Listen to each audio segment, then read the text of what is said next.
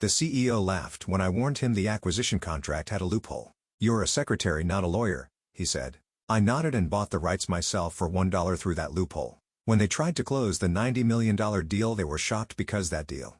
I still remember the exact moment like a freeze frame in my mind. I was standing at the end of the long mahogany conference table, carefully placing a fresh set of acquisition documents into leather binders. The room smelled of polished wood, expensive cologne, and power.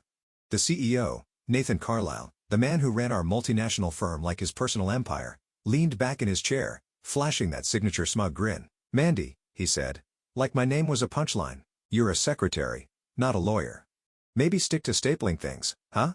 A few of the executives chuckled. I felt the heat crawl up my neck, but I said nothing. I simply nodded and set the binder down in front of him. I had been at Carlisle Holdings for 8 years. I started as an admin assistant, but over time I became something else entirely, the unofficial fixer. The quiet one in the room who remembered every clause, every date, every clause buried on page 47 of a 500-page contract. But none of that mattered to Nathan. In his eyes I was furniture. Useful, silent, and invisible. The meeting was about the company's biggest acquisition yet, buying out a European logistics firm valued at $90 million. Everyone around the table was practically vibrating with excitement. The deal was set to close in a week, and Nathan, of course, would take all the credit. But as I handed him the contract draft for final review, I couldn't ignore the knot tightening in my chest. "There's something in here you might want legal to double-check," I said quietly, tapping a section near the back. Nathan barely glanced at it. I said, "Leave it." I looked him in the eye. "It's a loophole. Page 312, subsection D. It technically allows third-party purchase rights under dormant license clauses." Nathan scoffed loud enough for the whole room to hear. "Mandy, please, I have 3 Ivy League lawyers working on this. If they're not worried, I'm not worried. And I don't pay you to think." The room fell silent. Some smirked. Some looked away.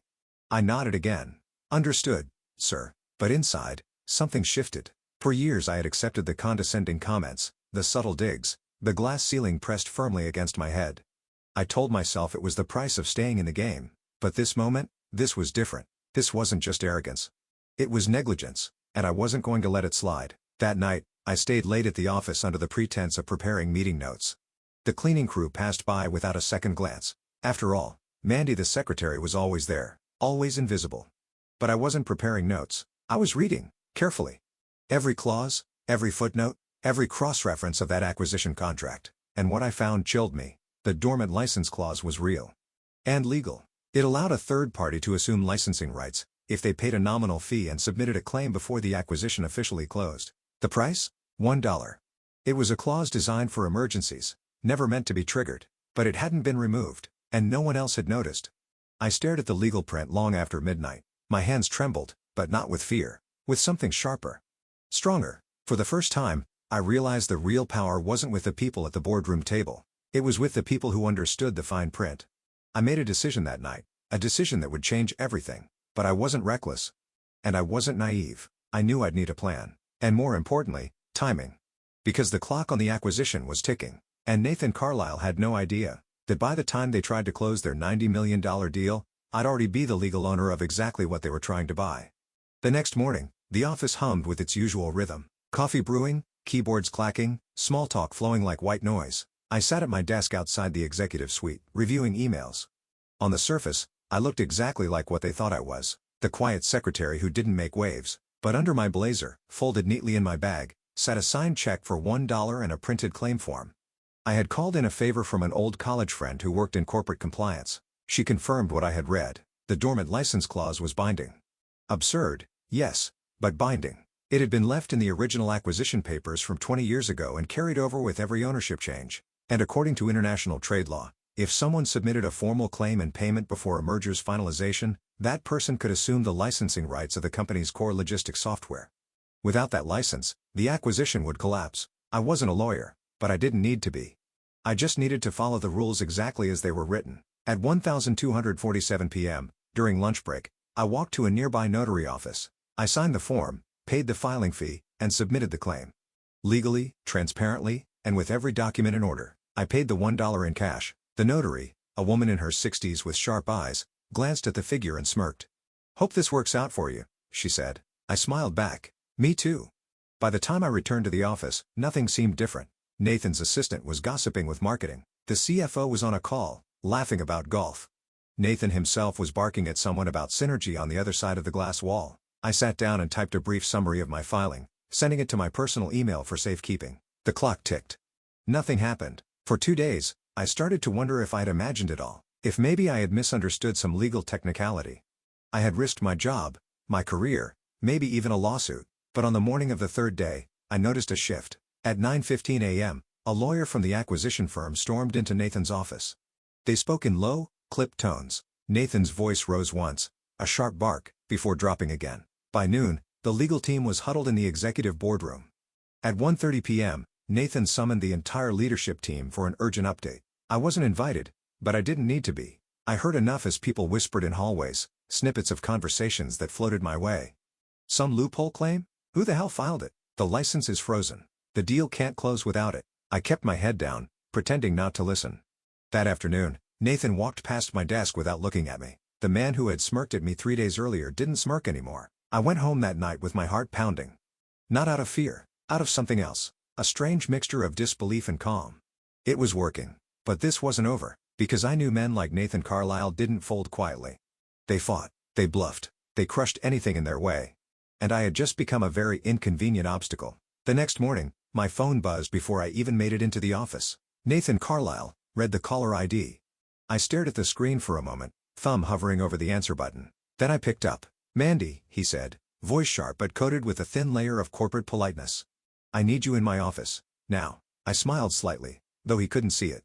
"Of course, sir," I replied, my voice steady. As I walked through the office toward that glass door, I felt every gaze follow me. But this time, I didn't feel small. I felt ready, because Nathan was about to realize, this was one corporate secretary who didn't just know the rules. I knew how to play them. And this game had only just begun. Nathan's office was colder than usual. Not because of the air conditioning, but because of the look on his face when I walked in. He stood by the window, hands in his pockets, staring out at the skyline like a general surveying a battlefield. I closed the door behind me. "Mandy," he said, finally turning. His voice was calm, almost casual. "Have a seat." I sat. "He didn't. I've been told," he began slowly, "that a dormant license claim has been filed against the Hanover acquisition." I said nothing. His jaw tightened. Imagine my surprise when I learned it was filed. By my secretary. I met his gaze, keeping my expression neutral. I followed the process outlined in the humorless laugh. "Legal or not, you had no right. You had no authority. You blindsided this company and jeopardized a $90 million acquisition." I kept my hands folded on my lap. "Actually, I exercised a public clause that your legal team overlooked. And as of now, I hold the licensing rights Hanover requires to operate in this market." His eyes darkened. "What are you playing at?" I blinked slowly. "Nothing, sir. I'm simply ensuring my rights as per the agreement terms." For a moment, he said nothing. The silence stretched. Then with a low chuckle, he circled behind his desk and sat down, folding his hands like a poker player about to raise the stakes. "You want money?" I tilted my head slightly. "Excuse me." He gave a sharp smile. "Come on, let's not pretend. You saw an opportunity to grab a piece of this deal. Fine. Name your price. I'll buy you out of this little stunt. Clean. Quiet." I held his gaze. "I didn't file the claim for money." His smile faltered. "Then what?" I leaned forward slightly. "I filed it because you dismissed me like I didn't exist. You made a choice to ignore my warning. The same way you've ignored every person who wasn't sitting at this table with a title you respect. I'm not here to negotiate, Nathan. I'm here because this isn't your game to win by default anymore." For the first time, his confidence wavered. "You realize," he said slowly, "that this will not end well for you." I nodded. "I realize it won't end well for you either." We stared at each other in a silent standoff, the air between us razor sharp. Finally, he leaned back in his chair. "You'll regret this, Mandy." I gave him a small, polite smile. "I'll take my chances." I stood and walked to the door. His voice stopped me just as I reached for the handle. "You think you're smarter than me?" I turned, met his gaze head on. "No, Nathan, I think I read the fine print." And then I left. The hours after our confrontation felt surreal. I returned to my desk, heart pounding, acting as if nothing had happened. The office was a sea of hushed voices and darting glances. Word travels fast in corporate halls, especially when a secretary walks into the CEO's office and comes out alive. By late afternoon, the company's legal team was scrambling. I overheard 2 junior associates whispering in the break room. "They can't close the deal without the license." "Who even filed it?" "I heard, Mandy." I kept walking, but I wasn't naive. I knew Nathan wouldn't let this go quietly. The first blow landed before I even left the building. At 5:03 p.m., an email popped up in my inbox from HR. Subject: formal inquiry into conduct. Immediate response required. I opened it, my pulse steady. They were investigating me for unauthorized interference with corporate contractual agreements. I almost laughed. Almost. Because I had seen this tactic before. A classic move in corporate chess. Smear the opponent, discredit them, make them look like a rogue actor before they could build a defense. But I was ready. I forwarded the email to my attorney. Yes, I had hired one. 2 days ago. I wasn't walking into this unarmed. Nathan thought this was still his game. He hadn't realized yet. I'd already flipped the board. The HR inquiry wasn't a surprise. But what came next was... The next morning, I arrived at the office early, wanting to stay ahead of whatever Nathan had planned. The first thing I noticed was my computer. Locked. A red screen blinked back at me. Access restricted. Please contact IT. I took a slow breath. At 8:13 a.m., I got called into HR again. 2 people waited for me. One, the head of HR, and the other, a corporate counsel I had never seen before. We've temporarily suspended your system access. The HR director began, folding her hands neatly on the table. Pending investigation into recent concerns raised by the executive office. I nodded calmly. Concerns relating to a lawful, documented license claim that I filed personally, outside of company resources? A flicker of discomfort crossed her face. We're simply following protocol. I leaned back in my chair. So am I. I handed her a letter, signed by my attorney, formally stating that any retaliatory action taken against me, including restricting access or assigning blame without evidence, would be met with legal response. The counsel's lips pressed into a thin line as he read it. Is that a threat, Ms. Harris? I met his gaze evenly. It's a fact. We sat in silence. Finally, HR nodded stiffly. We'll review this with our department. I left the office with no access to my system, but with something better. A paper trail. By noon, the whispers had grown louder. I caught fragments in the hallways. HR's on her now. She's finished. Crazy move. I walked past them all, keeping my expression neutral. I knew how this game worked. Nathan was trying to push me out before the board or shareholders got wind of what really happened. If I walked away now, it would confirm every accusation. Unauthorized conduct, insubordination, breach of trust. But I wasn't walking away. At 2 p.m., I met with my attorney in a small cafe 2 blocks from the office. He was sharp, methodical, not one for theatrics. Exactly the kind of lawyer you want when facing a corporate machine. He slid a folder across the table. We're filing a preemptive injunction. They move against you. They'll have to explain everything in court. Public record. I opened the folder, glancing over the documents. Nathan won't risk that, I said quietly. My attorney smiled slightly. That's the point. The next day, the atmosphere at the office shifted. The tension didn't dissolve. It thickened, but this time, it wasn't directed at me. It was Nathan. Word had started leaking. People asked questions. How did a secretary file a binding claim? Why hadn't legal caught it? Why was HR scrambling like this? The CFO avoided eye contact with me.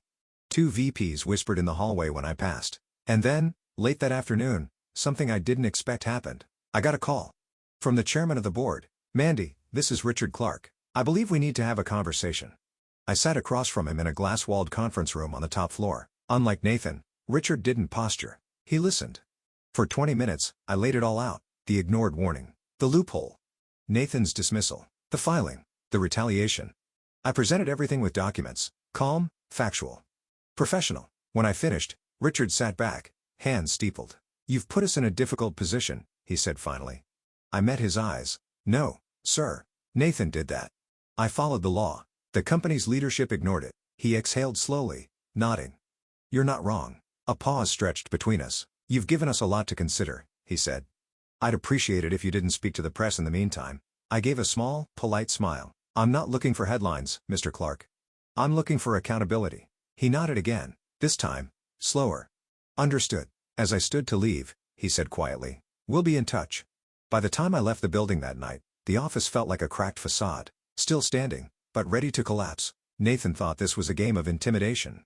But he forgot one thing. You can't intimidate someone who has nothing left to lose, and everything left to prove. By Monday morning, the office no longer felt like the same place. It wasn't anything obvious. No sudden announcements. No dramatic firings, but you could sense it in the air, in the clipped conversations. The nervous glances. The corporate ecosystem had shifted. Nathan wasn't holding court like usual. His glass office door, normally wide open, was closed, blinds drawn, and Richard Clark, the chairman, was on site. All morning, meetings shuffled, calendar invites changed. Executives were called upstairs for private discussions. HR kept their heads down. The legal department moved in and out of the boardroom like silent messengers. I watched it all from my desk, careful, quiet. By noon, rumors swirled. Emergency board review. Compliance breach. Carlisle's future in question. I didn't feed them. I didn't need to. Because this time, I wasn't part of the Whisper network. I was at the center of it. At 2:15 p.m., I got the call. Boardroom. Now. The voice belonged to Richard's assistant. I stood, smoothed my blazer, and walked the long corridor toward the executive suite. The glass walls reflected my image as I passed, calm, composed, exactly as I wanted to be seen. When I entered, every board member was seated. Nathan sat at the far end. His face was tight, jaw clenched, arms crossed over his chest. Richard gestured for me to sit across from him, one chair apart from Nathan. I nodded and took my seat. The room fell silent. Then Richard spoke. We've reviewed the documents Ms. Harris provided, along with statements from legal, HR, and compliance. We've also consulted with outside counsel. He looked around the table. A few heads nodded.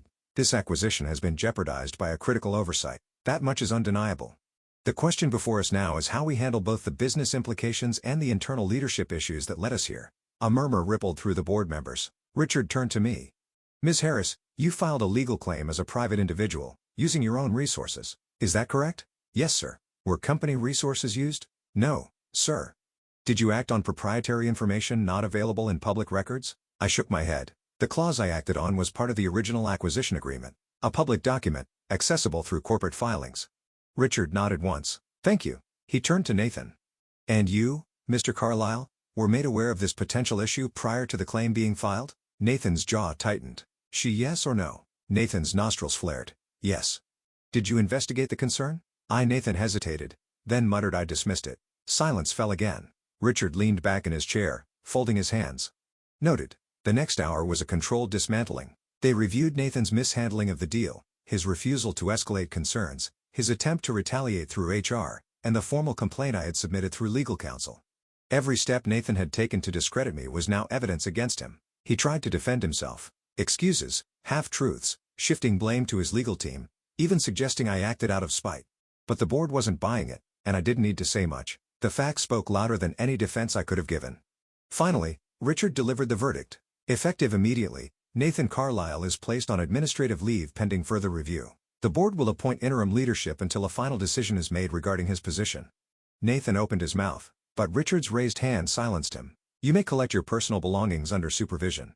Your access is revoked as of now. Nathan's face turned a deep shade of crimson. He shot me a look. Not of anger, but disbelief. I met his eyes with steady calm. For once, he had no words. When the board adjourned, Richard pulled me aside. You handled yourself with professionalism and restraint, he said quietly. I respect that. Thank you, sir. He gave a small nod. We'll need your help navigating the fallout. Hanover's lawyers are already asking questions. I'll be ready. And I meant it. Because this wasn't about revenge anymore. This was about doing what Nathan never understood. Protecting the company. By doing the right thing. The official announcement came 2 days later. Nathan Carlisle stepped down from his position as CEO, citing personal reasons. No press release, no farewell statement, just a quiet internal memo that landed in everyone's inbox before 9 a.m. But no one believed it. The office buzzed with whispered versions of the same story. The board pushed him out. The acquisition nearly collapsed, and somehow, the secretary had been at the center of it all. I stayed silent. I wasn't interested in office gossip. What mattered was the deal. With Nathan gone, the Hanover acquisition moved forward. But this time, with full transparency. The board appointed Richard Clark as interim CEO. He insisted on a revised negotiation team. And to my surprise, he asked me to be part of it, not as a token assistant, not as a silent note-taker. As a recognized advisor. You've proven you understand what's at stake, Richard said during our first strategy session. And you know better than most how to read between the lines. I accepted. With conditions. I wasn't going to be a figurehead. I wanted clear authority on compliance checks and contractual oversight. I wanted the autonomy to speak up without having to push through layers of bureaucracy. To my surprise, Richard agreed without hesitation. Consider it done, he said. Over the next 2 weeks, I worked side by side with the legal team, reviewing every inch of the acquisition paperwork. Hanover's attorneys were cautious but cooperative. Especially after learning what had almost derailed the deal. When we finally closed the acquisition, it was airtight. No loopholes. No oversights. No ego-driven mistakes. The deal made headlines in industry circles. Not because of its size, but because of the quiet shift in how it was handled. For once, a corporate giant closed a deal with integrity, and without burying its mistakes under layers of spin. One evening, after the final documents were signed, I found myself alone in the conference room, staring at the skyline. 8 years. 8 years of being underestimated, dismissed, overlooked. I had started this job thinking hard work alone would earn respect. I learned the hard way that it doesn't. Sometimes you have to take respect. Claim it. Stand firm when others expect you to fold. And most of all, you have to know your worth before anyone else will. Richard joined me a few minutes later, holding 2 cups of coffee. He offered me one. You know, he said, settling into a chair across from me. The board's been talking. I raised an eyebrow. That sounds ominous. He smiled faintly. We want you to stay on. Not just for compliance work. We're creating a new role, Director of Risk and Contract Strategy. Reports directly to the executive board. I blinked. That's a real position? He chuckled. It is now. I exhaled slowly. Why me? His smile faded into something sincere. Because you didn't just protect this company from a financial disaster. You protected it from itself. And you did it without seeking credit, revenge, or personal gain. I studied him for a moment. Thank you, I said quietly. He nodded. You earned it. The next morning, I moved into my new office. A modest space, no corner windows, no grand title on the door, and I was fine with that, because this wasn't about a nameplate. It was about having a voice, and making sure no one else in this company ever had to fight alone just to be heard. As for Nathan, the last I heard, he took a consulting gig on the West Coast. A smaller firm, fewer headlines. Maybe he'd learned something. Or maybe he hadn't. That wasn't my concern anymore. Some battles you fight for survival. Some for principle. And some, you fight because walking away means accepting the way things are, when you know they should be better. I didn't set out to win a war. I just refused to lose quietly. And in the end, that made all the difference.